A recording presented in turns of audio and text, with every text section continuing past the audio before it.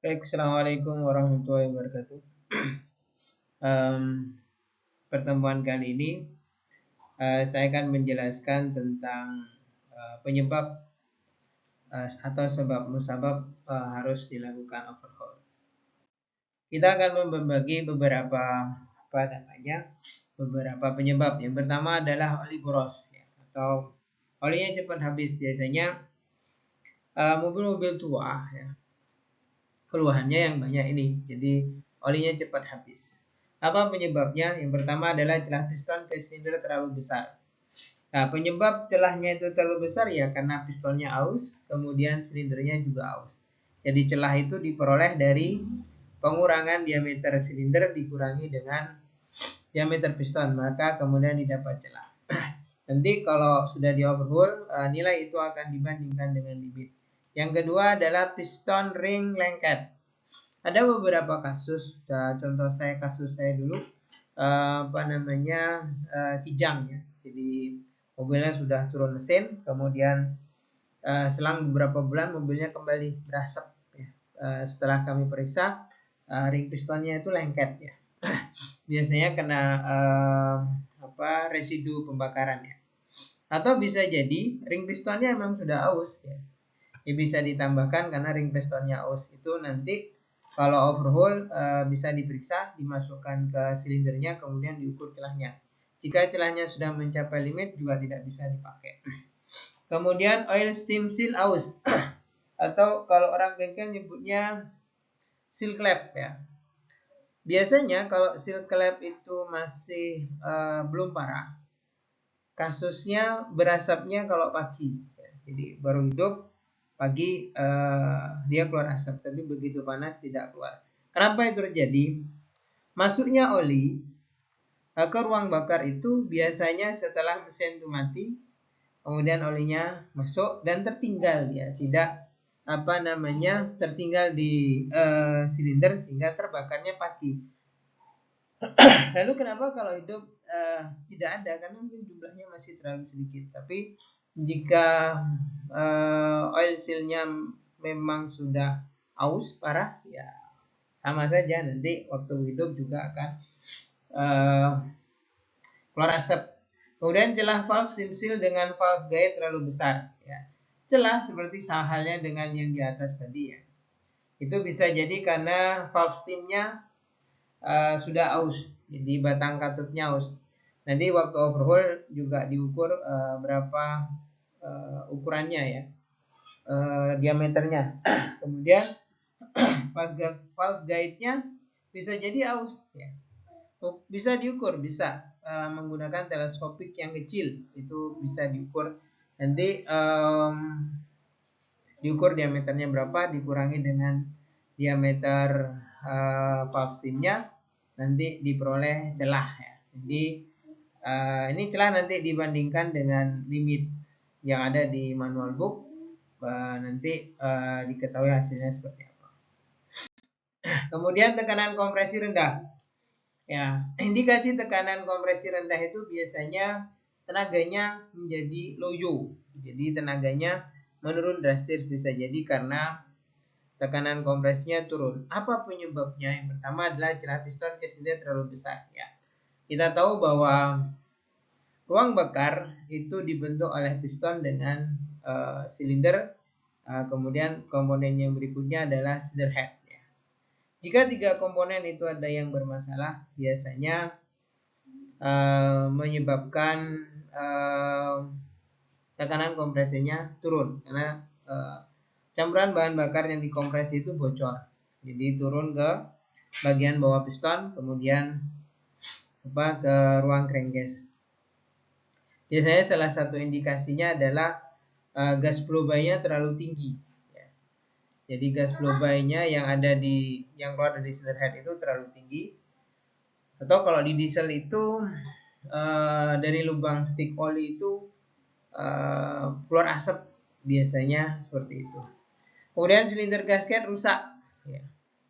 Jadi bocornya kompresi bisa jadi karena cylinder head gasketnya rusak. Jadi antara cylinder head dengan cylinder box itu ada gasket yang fungsinya untuk mencegah terjadi kebocoran. Kalau gasketnya sudah rusak, secara otomatis tekanan kompresinya turun. Cinder head melengkung. Biasanya kasus-kasus seperti ini terjadi setelah terjadi overheating. Jadi kalau terjadi overheating tuh biasanya cinder headnya kemudian menjadi melengkung. Cinderboard melengkung, ada kasus seperti ini, ada ya. Jadi tinggal nanti diukur saja tingkat kerataannya seperti apa. Kemudian terjadi kebocoran valve ya, seperti permukaan valve. Jadi daun valve itu permukaannya kan bersentuhan dengan valve seat.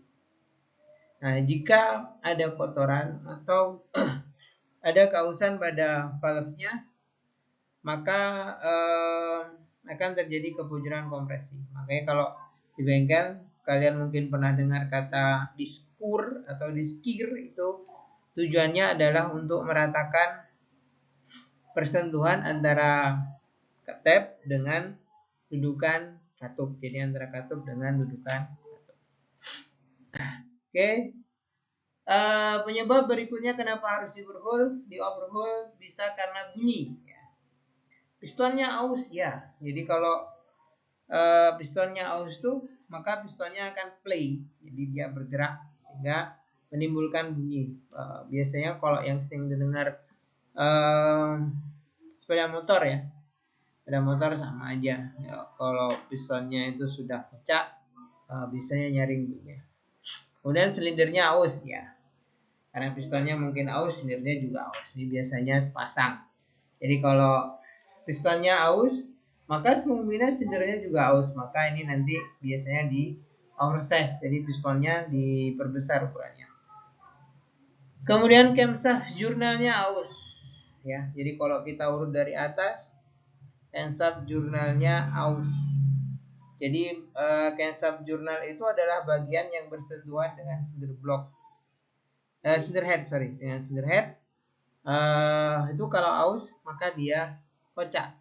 Lubang camshaft jurnal aus. Jadi camshaft jurnal itu dudukannya namanya lubang camshaft. Ya. Lubang camshaft jurnalnya aus.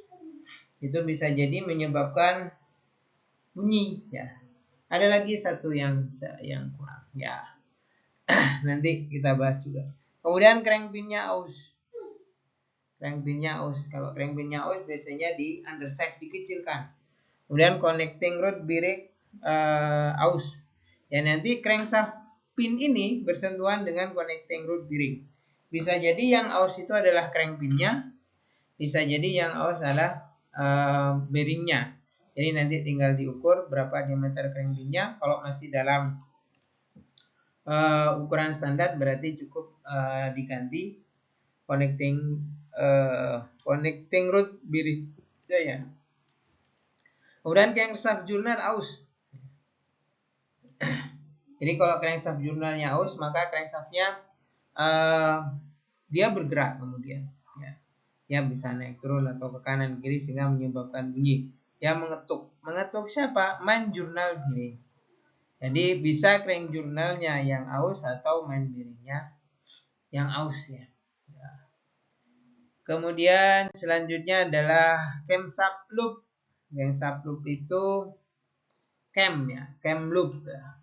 Cam loopnya aus sehingga bisa bunyi. Kemudian piston pin aus, kemudian small end aus.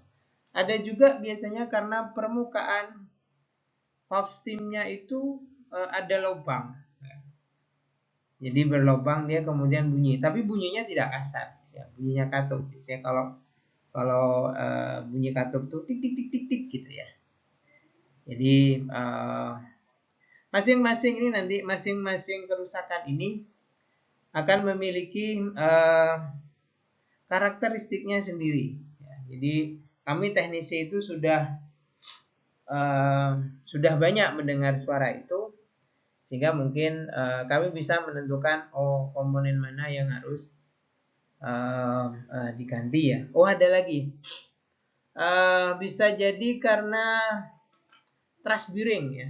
Jadi di crankshaft itu ada namanya truss bearing. Truss bearing itu fungsinya untuk menjaga crankshaft itu supaya tidak maju mundur. Namanya ada yang menyebutkan thrust bearing itu sebagai thrust and play ya. Jadi and play itu adalah gerak maju mundur raise up. Ya bisa jadi karena itu. Ya, terlepas dari beberapa penyebab bunyi ini, masih banyak sebenarnya yang yang menyebabkan bunyi. Ya, ini hanya sebagian kecil saja ya. Kita kalau di bengkel itu benar-benar melakukan analisis ya. Benar-benar melakukan analisa supaya kesimpulannya atau sarannya itu benar. Karena setiap kesimpulan yang salah atau komponen yang salah ditentukan ya, maka akan merugikan konsumen. Sehingga nanti kalau kalian menjadi SA itu service advisor harus bisa menentukan komponen mana yang harus diganti jika misalnya bunyi atau yang lain-lain. Oke, selanjutnya adalah oli bercampur dengan air. Biasanya kasus-kasus seperti ini itu terjadi karena overheating ya. Sehingga olinya bercampur dengan air. Kalau dibiarkan, apa yang terjadi? Yang menyebabkan bunyi yang di atas tadi. Jadi kerusakan karena bunyi-bunyi itu ya bisa dikarenakan sistem pelumasannya kurang baik atau penggantian olinya kurang baik, itu bisa menyebabkan cepat aus ya. Kemudian oli bercampur dengan air itu penyebabnya cinder head gasket aus ya. Kemudian cinder head korosi ya. Jadi gasket itu bekerja untuk menahan supaya tekanan kompresnya tidak bisa keluar. Lambat laun dia akan mengeras. Ya, saat mengeras maka air itu bisa bercampur dengan oli. Ya. Kemudian cinder head korosi. Ini biasanya kasus-kasus seperti ini terjadi karena tidak menggunakan coolant. Kalau tidak menggunakan coolant, biasanya aluminium itu cepat korosi. Maka kalau korosi, saluran air itu akan bercampur dengan saluran oli. Nah, jika itu terjadi, olinya bercampur dengan air. Cinder block korosi bisa. Kami banyak dulu menemukan kasus-kasus seperti ini. Saya dulu pernah jadi teknisi kurang lebih 5 tahun di Suzuki. Jadi saya sudah sering melihat kejadian-kejadian seperti ini tuh ya.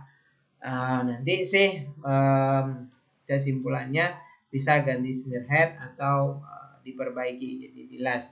Kemudian full pump membran bocor. Ini kasus pernah saya sendiri menyimpulkan salah melakukan analisis yang seharusnya mungkin mobilnya tidak perlu turun mesin ya. Jadi membran. Jadi kalau di SC40 atau Katana itu pompanya masih manual. Jadi bagian bawah pompanya itu oli, kemudian bagian atasnya adalah bensin. Kalau membrannya itu bocor, olinya itu kan bertekanan. Oli bertekanan menyebabkan olinya itu masuk ke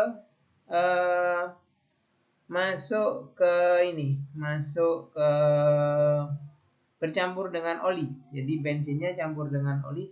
Kalau kebakar nanti dia berasap. Nah, kalau sudah berasap, kalau udah bercampur di gas tuh banyak sekali asapnya. Ya kayak kendaraan 2 tak. Jadi kalau kita itu salah menentukan kerusakannya, maka seharusnya ganti membran malah harus di overhaul. Saya tahunya itu setelah di overhaul, begitu diturunkan cinder headnya, begitu pompanya itu tertekan dan bensinnya ternyata bercampur dengan oli. Oke, itu beberapa penyebab overhaul. Nanti kalian akan dapat tugas untuk mencari penyebab lain yang menyebabkan mobil itu harus melakukan overhaul. Ini hanya pembukaan saja. Nanti tugasnya tinggal dilihat di Sibejar sesuai dengan pertemuannya. Oke, mungkin itu saja penjelasan saya tentang kenapa sebuah mesin itu harus di overhaul. Ya, selamat belajar, selamat mencari. Nanti sumbernya bisa menggunakan manual book atau mungkin bisa browsing di sosial media, sehingga materi yang akan kalian sampaikan akan lebih kaya dibandingkan dengan yang saya sampaikan, karena saya biasanya mengambil dari manual book. Jadi semua yang saya sampaikan biasanya dasarnya adalah manual book, sehingga terukur gitu. Nanti kalian bisa mencari sumber di tempat lain dan dipresentasikan. Kemudian yang lain, jadi audien harus melakukan kajian juga dalam bentuk resume materi, sehingga nanti ada interaksi pada saat satu kelompok atau dua kelompok menyampaikan materi tentang penyebab sebuah mesin itu harus dilakukan overhaul. Mungkin itu saja yang bisa saya sampaikan. Terima kasih. Assalamualaikum warahmatullahi wabarakatuh.